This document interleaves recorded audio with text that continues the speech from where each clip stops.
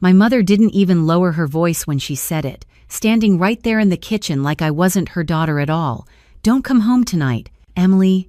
Your sister doesn't want you here, and we're not dealing with another scene." My father didn't argue, didn't hesitate, didn't even look at me. He just nodded like it was the most reasonable thing in the world to tell his own child to stay away from her own home. I remember gripping my phone so tightly my hands started to shake, staring at the message again and again, waiting for a second text, something softer, something that sounded like love, but it never came. That night, I sat alone in a parked car outside a grocery store, eating a cold sandwich I didn't even taste, while my family laughed together just a few miles away, pretending I didn't exist. And the worst part wasn't that they told me not to come home.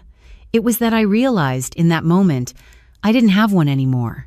If you've ever felt like you didn't belong in the one place that was supposed to be yours, then gently tap like, subscribe, and share where you're watching from along with your local time, only if this story truly resonates with you. Because I want to know I'm not the only one who has felt this kind of silence. My name is Emily Carter. I'm 29 years old, and this is the night my own parents chose my sister over me, the night everything in my family broke for good. It didn't start out dramatic, not at first, and that's probably why it hurt more, because I kept thinking maybe I was overreacting, maybe I was the problem, just like they always said. My younger sister Sophie had always been the center of everything, the one with the soft voice, the perfect timing, the way of turning every situation into something that somehow revolved around her without anyone noticing. Or maybe they did notice. They just didn't care. Growing up, it was always, "Be patient with Sophie," or "Don't upset her, Emily." Like my emotions were something disposable, something that could be folded up and put away whenever it inconvenienced her comfort. By the time we were adults, nothing had really changed, except the stakes were higher, and the silence from my parents felt heavier.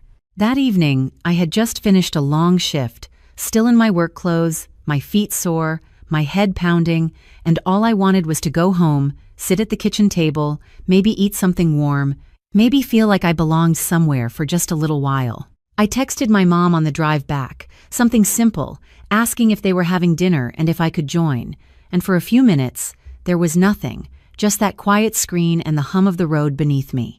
Then her reply came through, short, flat, almost rehearsed, telling me not to come, saying Sophie didn't want drama tonight, like my presence alone was something explosive, something dangerous, something they needed to protect the house from. I remember pulling over because I couldn't focus on the road anymore, my chest tightening in a way that felt unfamiliar and terrifying, like something inside me was finally cracking after years of holding everything together. I called her, thinking maybe if she heard my voice, she would soften, maybe she would realize what she was saying, but she didn't. And when my dad got on the line, it somehow got worse because he didn't sound angry or frustrated. He sounded calm, like this decision had already been made long before I even asked. He told me it was just easier this way, that Sophie had a stressful week, that I should be understanding. And I remember thinking, when did understanding become something only I was expected to give? I didn't argue. Not really, because arguing had never changed anything in that house. It just made me the villain faster. So I said okay, hung up, and sat there in the quiet, watching families walk in and out of that grocery store under bright fluorescent lights, carrying bags of food, laughing, talking, existing together in a way that suddenly felt foreign to me. I went inside eventually, bought the cheapest sandwich I could find, and sat in my car eating it slowly, staring out at nothing, checking my phone every few minutes, like maybe someone would reach out, maybe my mom would say she didn't mean it, maybe my dad would tell me to come anyway, but no one did. Hours passed like that, and the night grew colder, the parking lot emptier, until it was just me and the distant buzz of streetlights, and that's when it really sank in. Not just that they didn't want me there that night, but that they had chosen not to want me at all. And I didn't know it yet. Sitting there alone with crumbs on my lap and tears I refused to let fall. But that night wasn't just another rejection. It was the beginning of something that would change everything I thought I knew about family, about belonging, about who I was supposed to be. Because what happened next would lead me to a door I never expected anyone to open for me. I stayed in that parking lot longer than I should have, long enough for the store to close and the lights inside to dim one by one, until the only thing left was the quiet hum of the streetlights and the sound of my own breathing, slow and uneven, like I was trying to convince myself that I was fine when I knew I was not. I remember checking my phone one last time before starting the engine, not because I expected anything anymore, but because some small part of me still hoped I was wrong about them, that there would be a message waiting that said, "Come home," that said, "We miss you," that said anything that sounded like love, but the screen stayed empty, and that silence felt louder than anything they could have said. I drove without really knowing where I was going, just following familiar roads out of habit, passing by the street that led to the house I grew up in, the porch light glowing the same way it always had, warm and inviting to anyone who belonged there, which apparently did not include me anymore. I slowed down as I passed it, just for a second, and I could see shadows moving inside, hear faint laughter through the closed windows, and I wondered if Sophie was smiling, if she was sitting in my seat at the table, if they were talking about me, or if they had already erased me from the night completely. That thought settled in my chest in a way that felt heavier than anything else, because it was not just about being excluded, it was about being replaceable, like I had never really mattered in the first place. I kept driving after that, gripping the steering wheel tighter than I needed to, until the houses thinned out and the streets became quieter, less familiar, until I realized I had ended up in a neighborhood I had never been to before. Rows of modest homes with soft yellow lights glowing in the windows, the kind of place where everything looked ordinary in a way that felt almost comforting. I pulled over near the curb, not because I had a plan, but because I suddenly felt too tired to keep moving, too drained to pretend I knew what I was doing next. I sat there with the engine off, listening to the ticking sound of the car cooling down, staring at a house across the street where I could see a family gathered around a dining table, their heads close together, someone reaching for a dish, someone laughing at something that must have been small and unimportant. And for a moment, I just watched them like it was a scene from a movie I was not part of, something distant and unreal.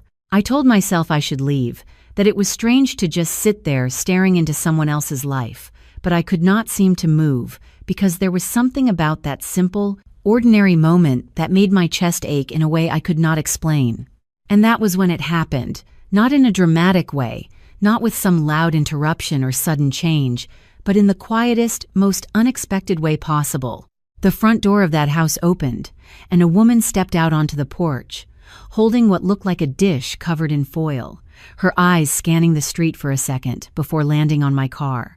I immediately looked away, embarrassed, thinking she would go back inside, that I had been caught doing something I should not have been doing, but instead I heard footsteps coming closer, slow and careful, until there was a gentle knock on my window that made me freeze for just a second before turning my head.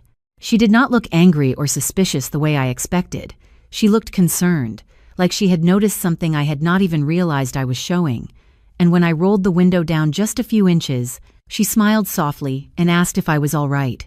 I remember hesitating because I did not know how to answer that question honestly without completely falling apart, and for a second I almost said yes out of habit, out of the same instinct that had kept me quiet my entire life. But something about the way she looked at me made it hard to lie. I ended up just shrugging, giving a small, awkward nod that probably said more than I intended, and she glanced at the empty passenger seat, then back at me, and said they had made too much food for dinner and asked if I wanted to join them, like it was the most normal thing in the world to invite a stranger into their home.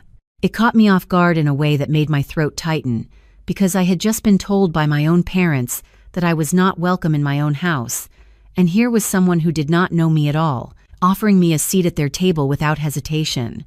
I tried to refuse at first, out of instinct more than anything, saying I did not want to impose, that I was fine, but she gently shook her head and said no one should have to eat alone if they did not want to, and there was something about the way she said it that felt like an understanding she had not earned from me, but somehow still had.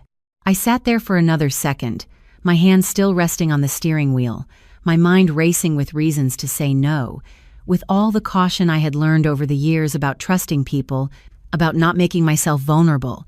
But then I thought about the empty car, the cold sandwich, the silence that had followed me all night, and I realized I did not have anything left to lose in that moment. So I turned off the rest of my defenses the same way I had turned off the engine earlier, slowly and a little uncertain, and I nodded, opening the door and stepping out into the cool night air. The woman introduced herself as Linda Wilson as we walked up the short path to her house, and when she opened the door, I was met with warmth in a way that felt almost overwhelming. The smell of home-cooked food, the sound of voices that softened when they saw me, the kind of atmosphere I had spent years trying to earn from people who had never given it to me. I did not know it yet, standing there in the doorway with my hands still slightly trembling and my heart trying to catch up with what was happening. But this was the moment everything began to shift. The moment a completely different version of my life quietly started to unfold, and the part that I could not have imagined then was how deeply this one small act of kindness would echo years later, in a place my own family never expected to stand. The warmth hit me first, not just the temperature inside the house, but something deeper, something I had not felt in a long time, like stepping into a space where I did not have to shrink myself to be accepted, and for a second I just stood there near the doorway, unsure where to put my hands, unsure where I was supposed to stand, because I was so used to being the extra person, the one who did not quite belong. Linda gently touched my arm and guided me inside, her voice calm and steady as she introduced me to her family like I was someone expected, not someone she had just found sitting alone in a car. There was a man at the table who stood up immediately, tall with kind eyes, wiping his hands on a napkin before offering me a warm smile and introducing himself as Robert Wilson, and beside him sat a young man about my age, who looked up with curiosity but no judgment. Just a quiet nod and a small smile, as if to say you are welcome here without needing to say the words out loud. I remember noticing the way they made space for me at the table without hesitation, shifting plates and moving chairs like it was the most natural thing in the world, and that small act alone almost brought tears to my eyes, because I had spent years feeling like there was never space for me anywhere that mattered. The table was simple but full, a casserole dish in the center, a bowl of green beans, freshly baked rolls, still warm enough that steam rose when they were torn apart, and the smell wrapped around me in a way that made me realize just how hungry I actually was, not just for food but for something I had not known how to name before. I sat down slowly, still half expecting someone to question why I was there, to ask something that would make me feel like I had to justify my existence, but no one did. Instead, Linda asked if I preferred sweet tea or water. Robert passed me a plate, and the young man, who I later learned was Daniel, reached over to hand me a napkin without making a big deal out of it. They talked about normal things at first: work, the weather, a neighbor who had been renovating his house for months, and I listened more than I spoke, trying to understand how something so ordinary could feel so unfamiliar to me. Every now and then, Linda would gently include me in the conversation, asking simple questions like where I worked or if I had grown up nearby, and there was something about the way she asked that did not feel invasive. It felt like she was giving me the option to share rather than demanding it. I answered carefully at first, keeping things surface level, saying just enough to be polite without revealing anything that felt too personal, because I had learned that sharing too much too soon usually led to disappointment. But as the minutes passed, I noticed something strange happening inside me. I started to relax in a way I had not in years, my shoulders lowering, my voice softening, my guard slowly slipping without me even realizing it.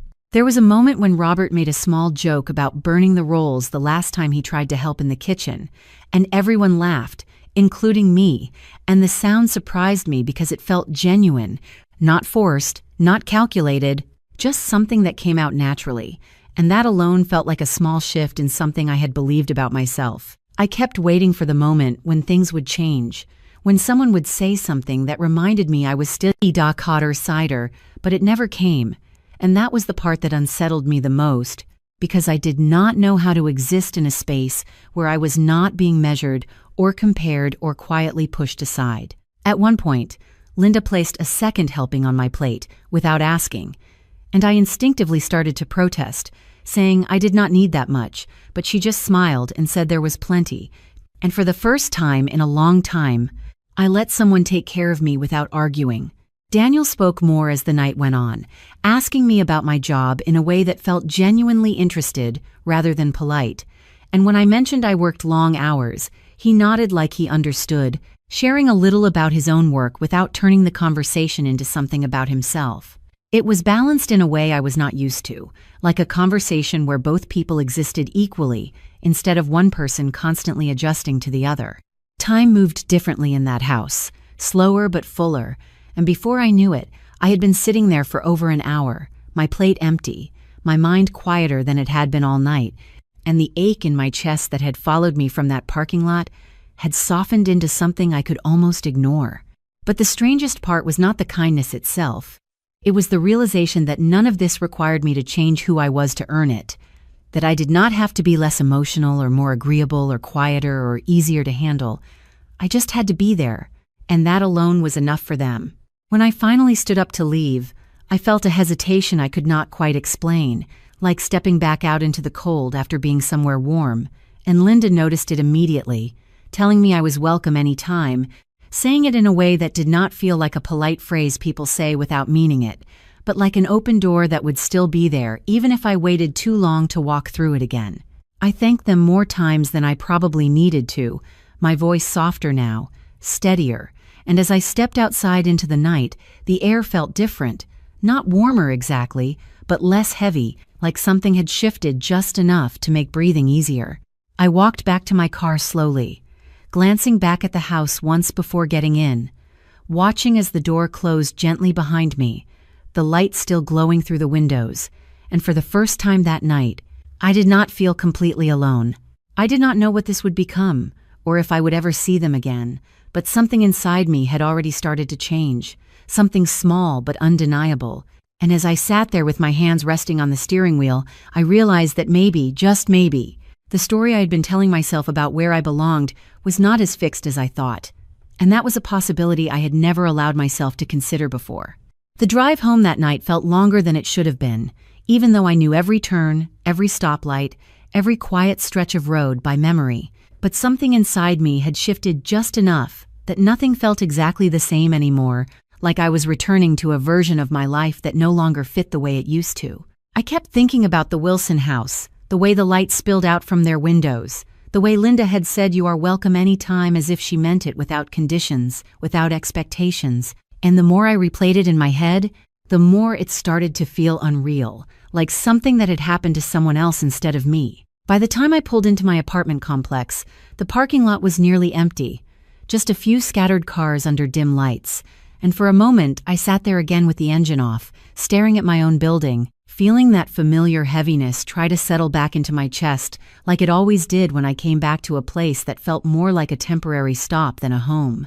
Inside, everything was exactly the way I had left it, quiet, still, untouched, and I moved through the space slowly, setting my keys down on the counter, taking off my shoes, going through the motions of a routine that suddenly felt hollow compared to the warmth I had just left behind.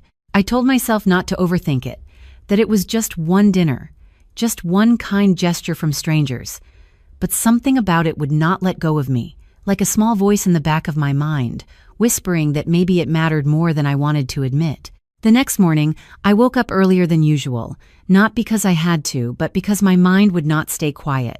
And the first thing I felt was not the usual dread of facing another day, it was something closer to anticipation, though I could not quite explain why. I went through my morning routine, getting ready for work, making coffee, standing by the window for a moment longer than usual, and before I could talk myself out of it, I found myself thinking about going back, about knocking on that same door, and seeing if that invitation had been real or just a one-time kindness that had already passed. I told myself it would be strange, that people do not just show up at a stranger's house the next day, that I would be crossing some invisible line, but then I thought about the way Linda had looked at me, the way she had said I was welcome anytime, and I realized I had spent most of my life assuming that kindness always came with an expiration date because that was all I had ever known. Work that day felt different, not easier exactly, but lighter in a way that made the hours pass without that constant weight pressing down on me, and more than once, I caught myself drifting back to the memory of that dinner, to the sound of their voices, to the way no one had made me feel like I needed to justify being there. By the time my shift ended, I was standing in the parking lot again, keys in hand, caught between going back to my apartment and pretending nothing had changed, or taking a risk that felt small to anyone else but huge to me. I sat in my car for a few minutes, staring at the dashboard, listening to the faint ticking sound of the engine cooling, and then, before I could overthink it any further, I started the car and turned in the direction of that quiet neighborhood.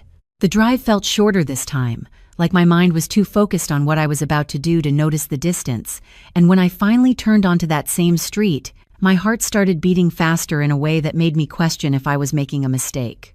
The house looked the same as it had the night before. Soft light glowing through the windows, the porch light on, everything calm and ordinary. And I parked a little farther down this time, telling myself I could leave, without being noticed if it felt wrong.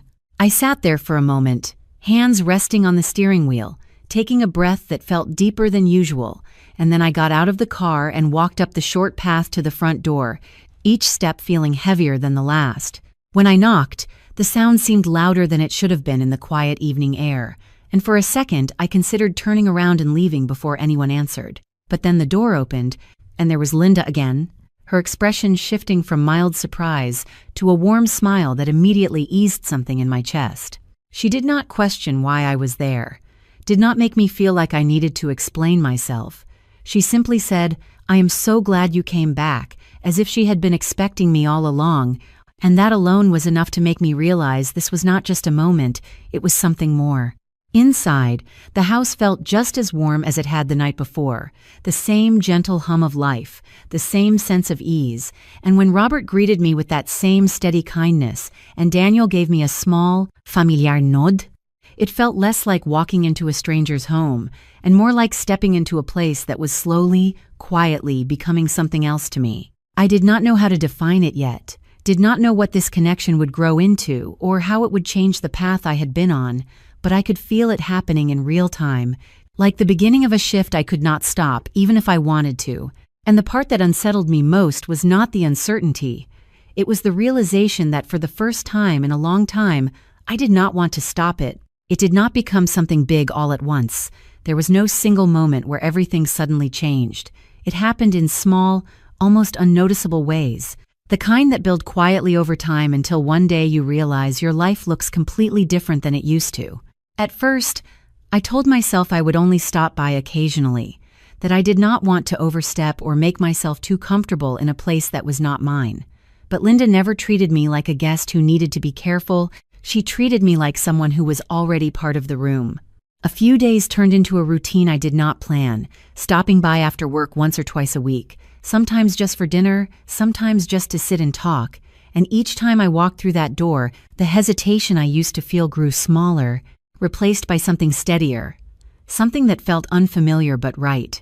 Robert would always ask about my day in a way that made me feel like the answer mattered, not just a polite question to fill silence, and over time I found myself answering more honestly, sharing things I would have kept to myself before, little frustrations, small wins, pieces of my life that I had learned to keep quiet because no one had ever really listened.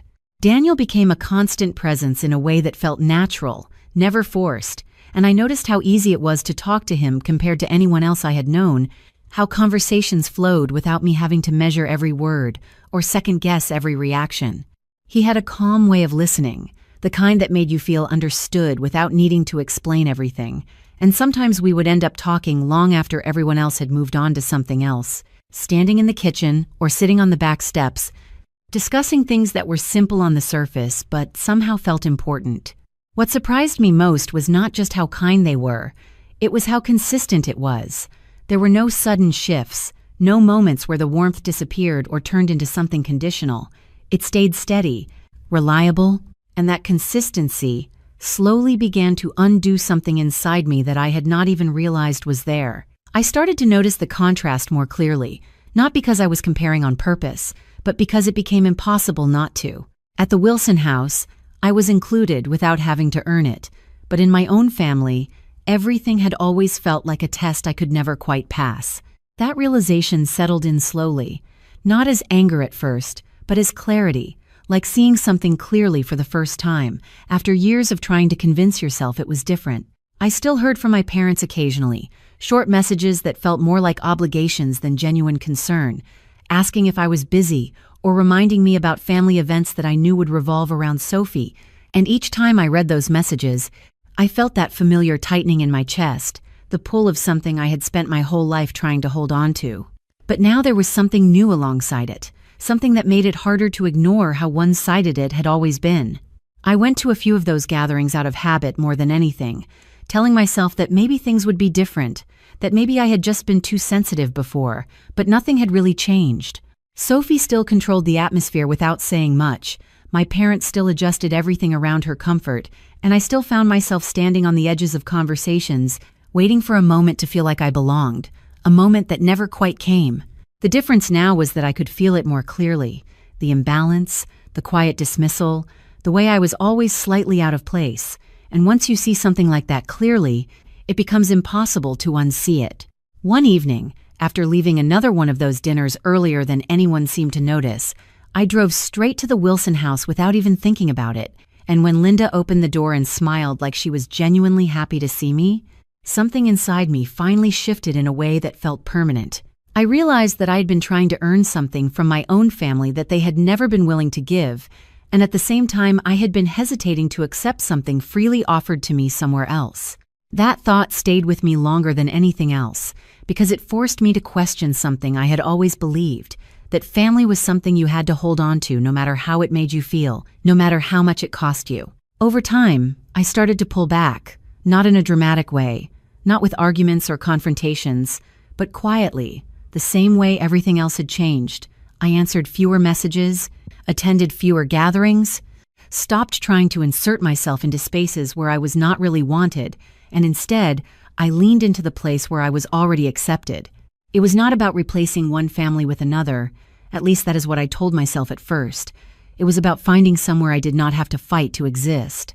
And somewhere along the way, without me realizing exactly when it happened, that place stopped feeling like somewhere I visited and started feeling like somewhere I belonged. And the part that I did not fully understand yet was how much this quiet shift would matter later, when two completely different parts of my life would collide in a way no one saw coming, least of all the people who had once told me I did not belong in their home. The change did not announce itself. It did not come with a clear moment where I could point and say, this is when everything became different. It happened in the quiet spaces between days, in the way I started to feel more like myself when I was at the Wilson house, and less like a version of myself I had been trying to hold together for years when I was anywhere else. I began to notice that I no longer counted the hours until I could leave my own family gatherings, because I had already started going to fewer of them, choosing instead to spend my evenings somewhere that did not make me feel like I was constantly being measured against someone else. And Daniel became part of that shift in a way I did not fully recognize at first, not because he tried to be, but because he was simply there, consistent, steady, and present in a way that felt easy to trust. We started talking more, not just in passing or as part of a group, but intentionally, staying up later after dinner, sometimes stepping outside to sit on the back porch, where the air was cooler and the noise of the house faded into the background. There was something about those conversations that felt different from anything I had experienced before, because I did not feel like I had to edit myself or anticipate how my words would be received. I could just say what I was thinking and trust that it would be met with understanding instead of judgment. He asked questions that made me pause, not because they were difficult, but because they made me realize how rarely anyone had taken the time to really understand me. One night, he asked me what I actually wanted, not what I was expected to want or what I thought I should say, but what I truly wanted for myself, and I remember hesitating because I did not have an immediate answer. That question stayed with me long after the conversation ended, because it made me realize how much of my life had been shaped around trying to fit into a place that had never really made space for me. As weeks turned into months, I found myself opening up in ways that surprised me, sharing parts of my past that I had never spoken out loud before, not because they were dramatic or overwhelming, but because they had always felt too insignificant to matter to anyone else. I told him about the constant comparisons growing up, about the subtle ways I was always made to feel like I was too much or not enough depending on what was convenient, about the night I sat alone in that parking lot because I was told not to come home, and he listened without interrupting, without trying to fix it, just present in a way that made it easier to say the words. When I finished, there was a quiet moment where I expected him to say something reassuring or offer some kind of explanation. But instead, he simply said that none of that should have happened to me, and for some reason, that simple acknowledgement meant more than anything else he could have said. It was not about making it better or changing what had happened. It was about someone seeing it clearly and not dismissing it. And that alone felt like a shift in something I had been carrying for years. I started to see the difference more clearly after that, not just between my family and the Wilsons, but between who I had been and who I was becoming. I noticed that I laughed more easily, that I spoke more freely, that I did not feel the same tightness in my chest when I walked into a room, and it was not because my circumstances had suddenly become perfect. It was because I had finally found a place where I was not constantly trying to prove that I deserved to be there. At the same time, my connection with my own family continued to fade, not in a dramatic or confrontational way, but in small, quiet steps that added up over time. Messages went unanswered a little longer, invitations were declined more often, and the sense of obligation that had once kept me tied to them started to loosen in a way that felt both unfamiliar and freeing. There were moments when I questioned it, when I wondered if I was doing something wrong by pulling away, if I was the one creating distance that could have been avoided, but those thoughts never lasted long, because every time I stepped back into that environment, I was reminded of exactly why I had started to leave in the first place. The contrast had become too clear to ignore, and once you see something for what it truly is, it becomes impossible to go back to pretending it is something else. One evening, as I was getting ready to leave after another dinner at the Wilson house, Linda stopped me at the door and asked if I would be coming by for a small gathering they were planning the following weekend. Something casual, just a few extended family members, and the way she asked it, like my presence was expected, not optional, caught me off guard in the best way. I said yes without hesitation, and as I walked back to my car that night, I realized that somewhere along the way, without me fully noticing when it happened, I had stopped feeling like an outsider in that house. It was not something I had earned through effort or time. It was something that had been given freely and then reinforced through consistency, and that made it feel more real than anything I had spent years trying to build elsewhere. But what I did not know then, what I could not have predicted in that quiet moment as I sat behind the wheel with a sense of calm I had not felt in years, was that this growing connection, this sense of belonging I was slowly building, would soon intersect with the part of my life I had been quietly stepping away from, and when it did, it would not be subtle, it would not be easy to ignore, and it would force everything that had been hidden beneath the surface into the open in a way that no one was prepared for. The invitation for that small gathering stayed in my mind longer than I expected, not because it was unusual on the surface, but because of what it represented underneath. Something steady, something real, something that did not feel like it could be taken away from me at any moment, the way everything else in my life always had. The days leading up to it passed with a quiet sense of anticipation that I tried not to overthink, telling myself it was just another evening, just another dinner, but I knew it was more than that, because this time it was not just about being included, it was about being expected. When the day finally came, I found myself standing in front of my closet longer than usual, not because I did not know what to wear, but because I realized I actually cared, not in the way I used to when I was trying to impress people who barely noticed me, but in a way that felt personal, like I wanted to show up as the version of myself I was slowly becoming. I chose something simple, something comfortable, and as I drove over, I noticed that familiar nervous energy in my chest, but it was different from before. It was not fear of rejection. It was something closer to wanting to belong and hoping I already did. The house looked more lively than usual when I arrived. A few extra cars parked along the street, soft voices and laughter carrying through the open windows, and for a moment I paused at the end of the walkway, taking in the scene, reminding myself that I was not just someone passing through anymore. When I knocked, the door opened quickly, and Linda greeted me with the same warmth as always, pulling me into a brief, gentle hug that caught me off guard but felt natural at the same time, like something that had been missing for a long time without me fully realizing it. Inside, there were a few people I had not met before, relatives and close family friends, all gathered in small groups, talking, laughing, moving easily through the space like they had done it countless times before. Linda introduced me without hesitation, her voice steady and proud in a way that made something shift inside me, like she was not just acknowledging my presence but placing me within the family itself, and no one questioned it. No one looked at me with confusion or hesitation. They simply accepted it the same way they accepted each other. I shook hands, exchanged names, answered simple questions, and with each interaction, the tension I had expected slowly faded, replaced by a growing sense of ease that I was still not entirely used to but was beginning to trust. Daniel was there too, moving between conversations with that same calm presence, and when he caught my eye from across the room, there was a small, familiar smile that grounded me instantly, like a quiet reminder that I was not alone in that space. As the evening unfolded, I found myself slipping into conversations more naturally, laughing without overthinking, speaking without rehearsing, and noticing how different it felt to be part of something instead of standing just outside of it. At one point, I was standing near the kitchen, helping Linda bring out a tray of food, when one of her relatives casually asked how long I had known the family, and I hesitated for just a second, not because I did not have an answer, but because I realized the timeline did not matter as much as what had developed within it.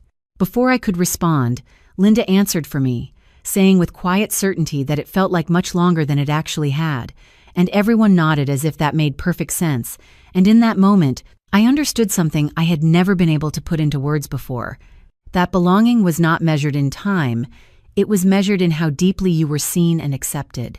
The evening continued like that, full of small moments that built on each other, each one reinforcing the idea that this was not temporary, that this was not something I had to be careful with or prepare to lose. And for the first time in a long time, I allowed myself to fully relax into it without holding anything back. But as much as everything felt right in that space, there was a part of me that still carried the weight of where I came from, the part that had learned to expect things to shift without warning, to expect that something would eventually disrupt the calm I had found. That thought lingered quietly in the background as the night went on, not strong enough to overpower what I was experiencing, but present enough to remind me that my story was not entirely separate from the one I had been trying to leave behind. And then, as if to confirm that nothing stays separate forever, my phone buzzed in my pocket, a small, ordinary sound that somehow felt louder than it should have in that moment.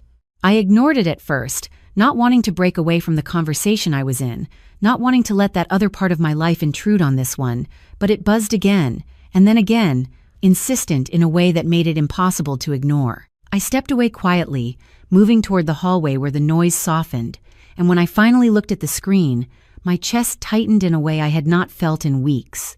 It was my mother, followed by another message from my father, and then one from Sophie, all within the span of a few minutes. And the words on the screen were short but urgent, asking where I was, asking why I had not responded, asking me to come home, because something important was happening. I stood there for a moment, staring at the messages, feeling the old pull begin to surface again, that familiar sense of obligation, of being needed only when it was convenient for them, and for a second, I did not know what to do. I could feel two different parts of my life pulling in opposite directions, one that had always demanded my presence without ever offering me anything in return, and one that had given me a place without asking for anything at all. And in that quiet hallway, with the soft sound of laughter still echoing from the other room, I realized that whatever choice I made in that moment would not just be about where I went that night, it would be about which version of my life I was ready to hold on to, and which one I was finally ready to let go. I stared at the screen longer than I should have, reading the messages over and over, like maybe the words would change if I looked at them differently, like maybe this time there would be something in them that felt like concern for me, instead of urgency for themselves. But it was the same pattern I had known my entire life. Short demands, no explanation, no acknowledgement of the silence that had existed before this moment, just an expectation that I would show up when they decided I was needed. My fingers hovered over the screen, unsure whether to respond or ignore it, and for a second I felt that familiar pull tightening in my chest, the instinct to drop everything and go, to prove that I was still the reliable one, the understanding one, the one who would always come back no matter how many times I had been pushed away. But then I heard laughter from the other room, soft and genuine, the kind that did not require anything from me except to exist within it, and that sound grounded me in a way those messages never had. I stepped a little further into the hallway, leaning against the wall as I took a slow breath, trying to separate what I felt from what I had been trained to feel. And that was when something became clear in a way it never had before. They were not asking because they missed me. They were asking because something had come up that required me to fill a role, and the moment that role was no longer convenient, I would be pushed back out again without a second thought. The realization did not come with anger this time. It came with a quiet kind of certainty, the kind that does not need to be loud to be powerful.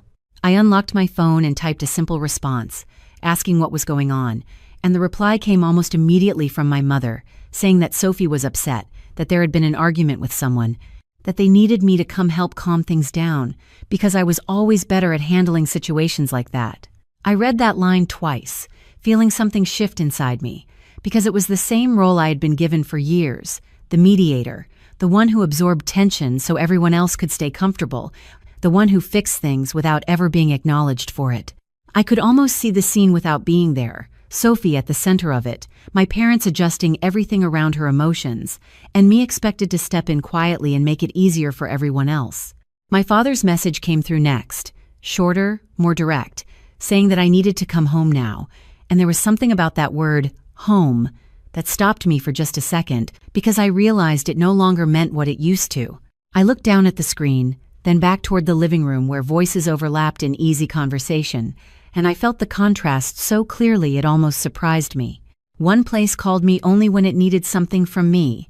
The other made space for me without asking for anything at all. For a moment, I stood there in the middle of that hallway, caught between two versions of my life, one built on obligation, and one built on something that felt closer to choice. And I realized that the decision in front of me was not as complicated as I had been making it. It was just unfamiliar. I typed another message, slower this time, more deliberate, telling them I could not come that night, that I was busy, that they would have to handle it without me. And when I pressed send, my heart started beating faster, not because I thought I had done something wrong, but because it was the first time I had said no without trying to soften it or explain it away. The response came quickly, but it was not what I expected. There was no understanding, no attempt to respect the boundary I had just set, just more messages layered on top of each other, my mother saying this was important, my father reminding me that family should come first, Sophie sending a short message asking why I was making things harder for her when she needed support. I stared at those words, feeling that old pressure try to rise again, the guilt, the responsibility, the sense that I was somehow failing them by not showing up the way I always had. But this time, it did not settle in the same way.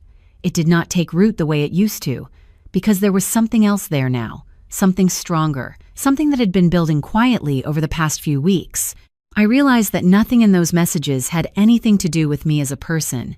It was all about what I could provide, what role I could play, what gap I could fill in a moment that had nothing to do with my own needs or my own feelings. And for the first time, I allowed myself to step back from that completely, to see it without trying to justify it or minimize it, and that clarity made the decision feel simple. I locked my phone and slipped it back into my pocket without responding again, letting the messages sit there unanswered. And as I did, I felt something release inside me, not all at once, but enough to make a difference.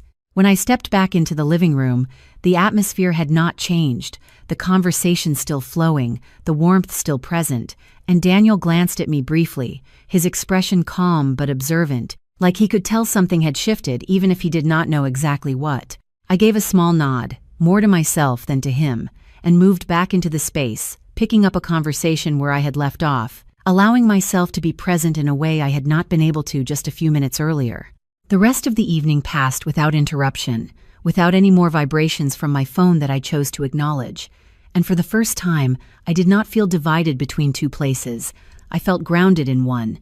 And later that night, as I walked back to my car under the soft glow of the streetlights, I realized that something important had just happened, not in a dramatic or visible way, but in a quiet decision that would change the way everything unfolded from that point on. Because I had finally chosen not to go back when they called, and I had no idea yet how much that one choice would disrupt the balance they had always relied on, or how soon they would come looking for me again, expecting things to be exactly the same. The next morning was quieter than I expected, not because my phone had stopped lighting up, but because something inside me had finally learned how to stay still even when everything else was trying to pull me back in. I saw the missed calls before I even got out of bed, 3 from my mother, 1 from my father, and 2 messages from Sophie that I had not opened yet. And for a moment, I just stared at the screen, feeling that familiar tension try to creep back in, the sense that I was already behind, already failing some invisible expectation they had set without ever asking if I agreed to it. But this time, I did not reach for my phone right away. I did not rush to respond or explain or apologize. I just set it down on the nightstand and let the silence exist without trying to fill it. It felt strange at first, almost uncomfortable, like I was breaking a rule I had followed my entire life. But underneath that discomfort, there was something steadier, something that felt like control instead of obligation. When I finally did check the messages, they were exactly what I expected. My mother asking why I had not come, my father reminding me again that family shows up for each other, Sophie saying that I had made things worse by not being there and that she had needed me. I read each one slowly, not because the words were difficult to understand, but because I was seeing them differently now. Not as requests or even accusations, but as patterns, the same cycle repeating itself in slightly different forms. There was no acknowledgement of how they had treated me before, no recognition of the times I had been excluded or dismissed, just an expectation that I would continue to show up in the role they had assigned me. And for the first time, I did not feel the need to step back into that role just because they asked. I replied later that morning, keeping my words simple and clear, saying that I had been busy and that I could not always be available when they needed me, and even as I typed it, I could feel the difference in how it came across. Not defensive, not apologetic, just factual. The response I received was colder than anything they had sent before, not louder or more aggressive, just distant, in a way that made it clear they did not know how to respond to a version of me that did not immediately fall back into place. My father said that I was being difficult. My mother said she did not understand why I was acting this way, and Sophie did not respond at all, which somehow felt louder than anything she could have said. I carried that silence with me through the day, not as something heavy, but as something noticeable, like a shift in the way everything connected, and as the hours passed, I realized I was not as affected by it as I would have been before. I still felt it, of course, the distance, the tension, the unresolved weight of years that had never been addressed, but it no longer controlled my reactions the way it used to. That evening, I found myself back at the Wilson house without hesitation, not because I needed to escape something, but because I genuinely wanted to be there, and that distinction mattered more than I could fully explain. Linda greeted me with that same warmth. Robert asked about my day. Daniel handed me a glass of water before I even had to ask, and everything felt steady in a way that made the earlier tension feel distant, like it belonged to a different version of my life that I was slowly stepping away from. We talked about small things at first: work, plans for the weekend, a neighbor who had just adopted a dog, and I noticed how easily I slipped into the rhythm of it, how natural it felt to be part of something that did not require me to constantly adjust myself to fit. At one point, Daniel and I stepped outside onto the back porch, the evening air cool and quiet, and he asked me if everything was all right, not in a way that pushed for details, but in a way that left space for me to answer honestly if I chose to.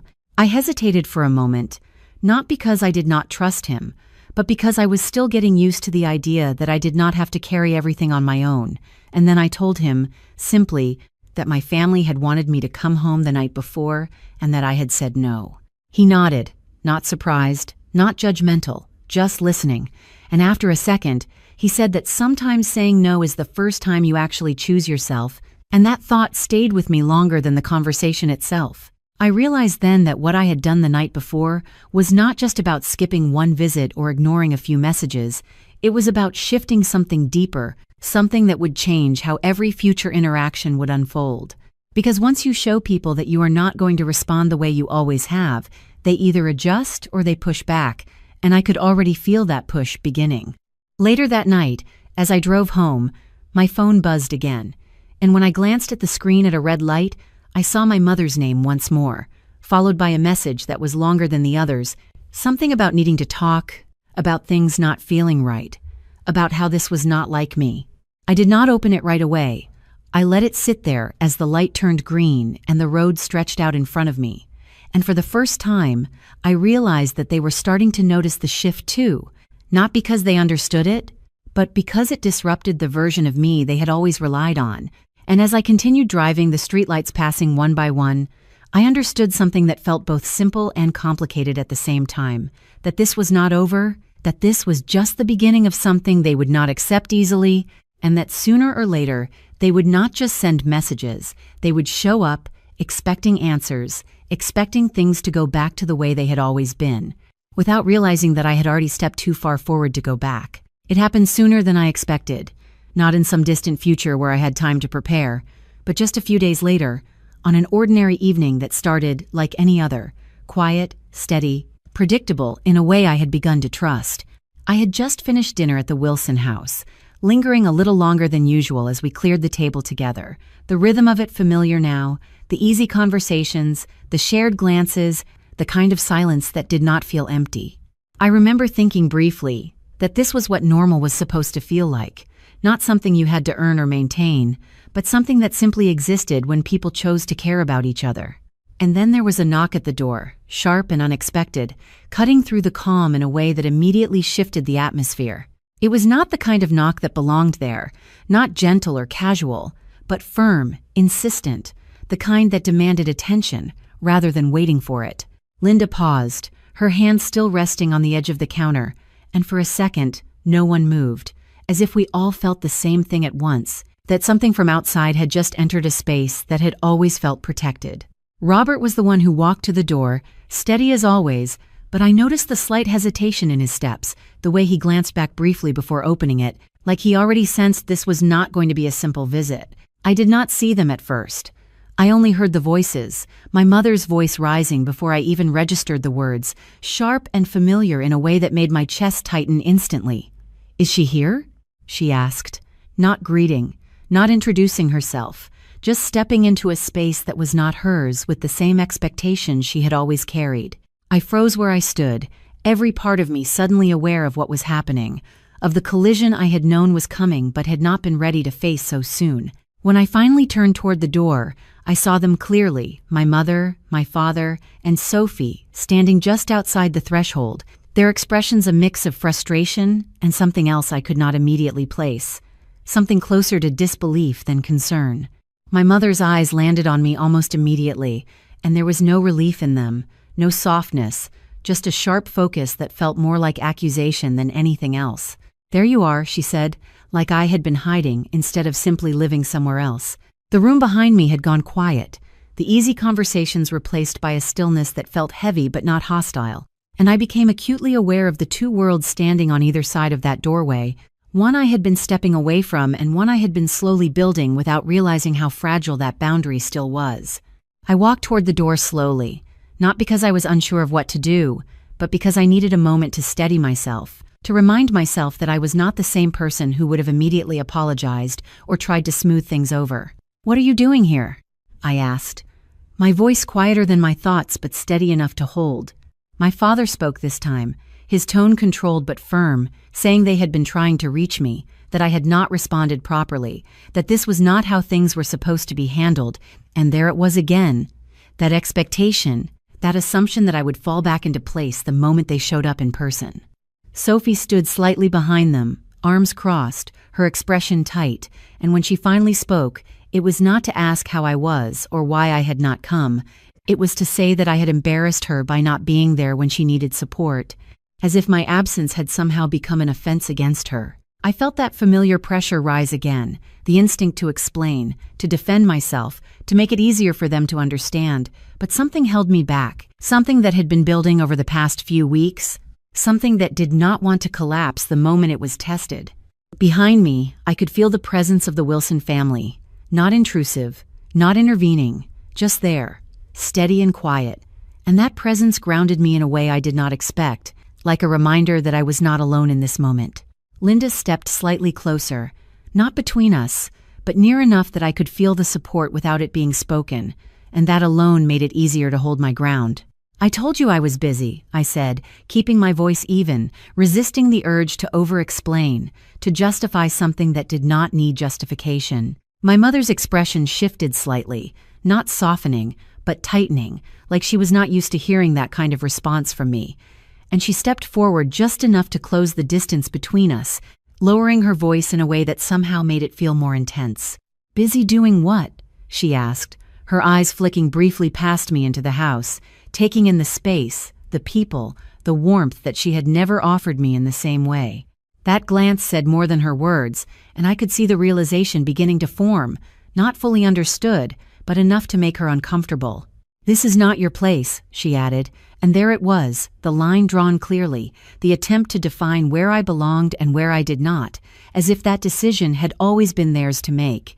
I felt something settle in me at that moment. Not anger, not even hurt, just a clarity that made everything else feel distant. "It is," I said simply, not raising my voice, not stepping back, just stating it in a way that did not leave room for argument.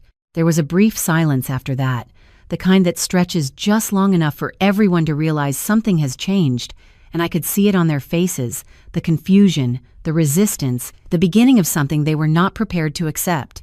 And in that doorway, with both sides of my life standing in front of me, I understood that this was the moment everything would start to unravel for them, not because I was doing anything dramatic, but because I was no longer willing to be the person they had always expected me to be, and that was something they did not know how to control. For a moment, no one spoke, and that silence felt heavier than anything that had been said, because it was filled with something new, something unfamiliar, something my family did not know how to respond to.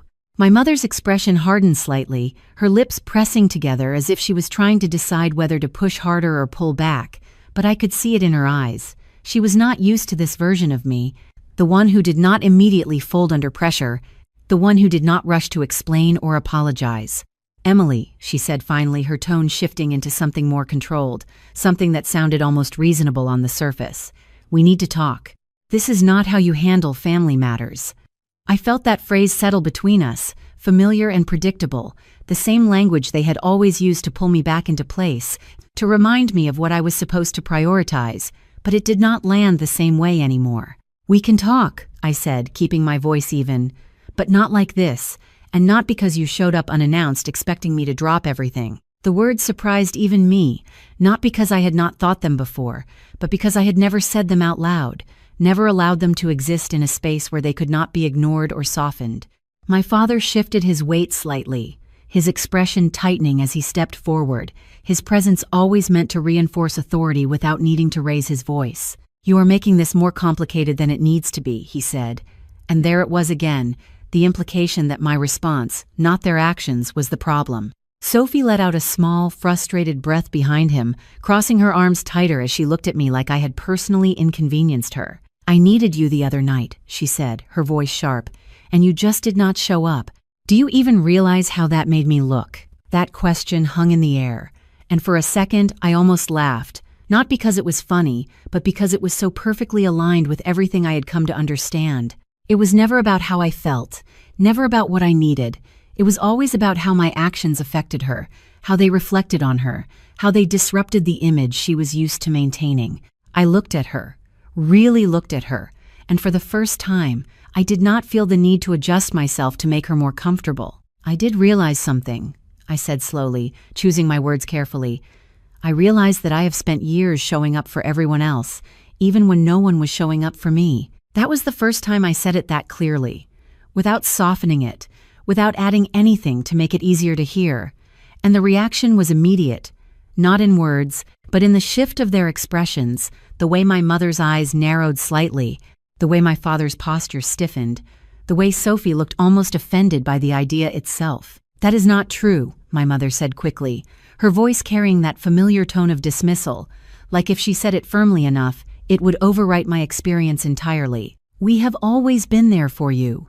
I felt a quiet steadiness settle in my chest as she said that, not because I agreed, but because I no longer felt the need to argue every detail to prove otherwise. "You told me not to come home," I said, my voice still calm but more grounded now, "because Sophie did not want drama.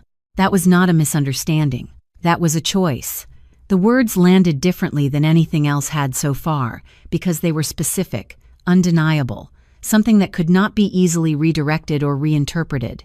There was a brief pause, just long enough for the truth of it to sit there without being immediately covered by something else, and in that pause, I saw something flicker across my mother's face, not guilt exactly, but recognition, quickly followed by resistance. "That was one situation," she said, her voice sharper now, "and you are overreacting by turning it into something bigger than it was."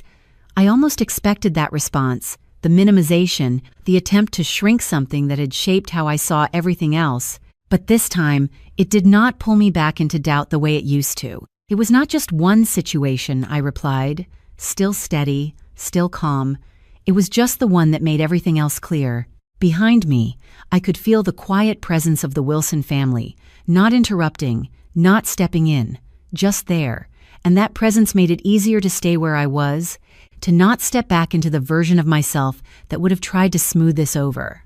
My father exhaled slowly, as if he was losing patience, and glanced briefly past me into the house again, taking in the scene with a different kind of focus now, like he was trying to understand something he did not have control over. "You are letting other people come between you and your family," he said, and that was when something shifted in me again, not in reaction, but in clarity. "No," I said quietly, shaking my head once. "I am choosing to stay where I am treated like I matter." The simplicity of that statement seemed to land harder than anything else, because it removed all the complexity they were trying to place around it, all the arguments, all the expectations, and reduced it to something they could not easily argue against without revealing more than they intended. Sophie scoffed softly, looking away for a moment before meeting my eyes again. "So you are just replacing us?" she asked, her tone carrying a mix of disbelief and accusation. I held her gaze, not with anger, but with something steadier. "No," I said. "I stopped trying to replace myself to fit into something that never had space for me." That was when the silence returned, heavier this time, not uncertain but final, in a way that felt different from before, and I could see it in their faces, the realization that this was not a temporary disagreement, not something that would be resolved by a few conversations or a change in tone. This was something deeper, something that had already shifted beyond their immediate reach. And standing there in that doorway, with both sides of my life fully visible, I understood that this was not the end of the conflict. It was just the moment where it became undeniable, the moment where they could no longer pretend that nothing had changed. And the part they did not see yet was how far this change would go, how it would eventually lead to a moment where everything they believed about their place in my life would be challenged in a way they would not be able to ignore. In the weeks that followed, nothing went back to the way it used to be, and for the first time in my life, that did not feel like something to fix. It felt like something to protect. The messages from my parents became less frequent, shorter, more distant, as if they were waiting for me to return to the version of myself they understood, but I never did. Sophie stopped reaching out entirely, and while there was a time when that silence would have felt like rejection, now it felt like space, the kind I had never been allowed to have before. My days became quieter in a different way, not empty, but steady, filled with moments that felt real instead of rehearsed, and the Wilson house slowly became something more than a place I visited. It became the place I returned to without questioning whether I belonged there. Time passed, not in dramatic shifts, but in small, consistent changes that built something lasting. And somewhere along the way, Daniel and I grew closer in a way that felt natural, unforced, something that did not need to be defined right away because it already felt understood. And then one day, standing in a room filled with soft light and quiet anticipation, I found myself walking down an aisle I never thought I would reach, not because I was not capable of it, but because I had never believed I would get there feeling this whole. I saw them then, my parents, sitting a few rows back, their expressions unreadable at first. But as I got closer, I saw it clearly, the shock, the confusion, the realization that the life I had built no longer revolved around them, that the place they once held in my world had shifted in a way they could not control. And when I reached the front, when I stood beside the man who had been part of the family that chose me when my own did not, I felt something settle in me completely, something that had been building since that night in the parking lot, something that no longer needed validation from anyone else. The ceremony itself was simple, but it meant more than anything I had ever experienced, not because of the event, but because of what it represented. A life built on choice instead of obligation, on mutual care instead of silent expectations. And when it was time to speak, when all eyes turned toward me, I did not look at them first. I looked at the people who had shown me what it meant to be seen.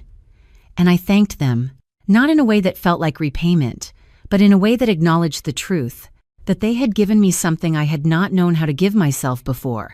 Only then did I let my gaze shift, just briefly, toward the past I had stepped away from, and in that moment, I did not feel anger or resentment, just a quiet understanding that some people will never see you clearly.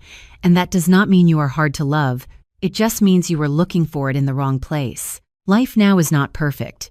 It still has its uncertainties, its quiet moments of doubt, but it is mine in a way it never was before, shaped by choices I made instead of roles I was assigned, and that difference has changed everything. If there is one thing I have learned through all of this, it is that setting boundaries is not about pushing people away.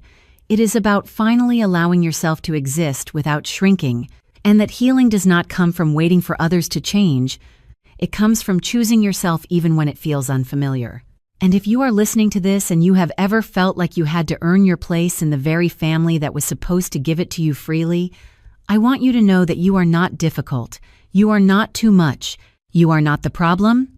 You are just someone who has not yet been surrounded by the people who know how to see you. Thank you for staying with me through this story, for listening, for understanding, for reminding me that none of us are as alone as we sometimes feel. And if this story touched something in you, I would love to hear where you are listening from and what time it is where you are right now, and only if this truly resonates with you. You can gently like or subscribe so more people who feel this way can find it too. Emily Carter, 29 years old, and the lesson I want to leave you with is this. You do not lose your worth when someone fails to see it, you just find it somewhere else.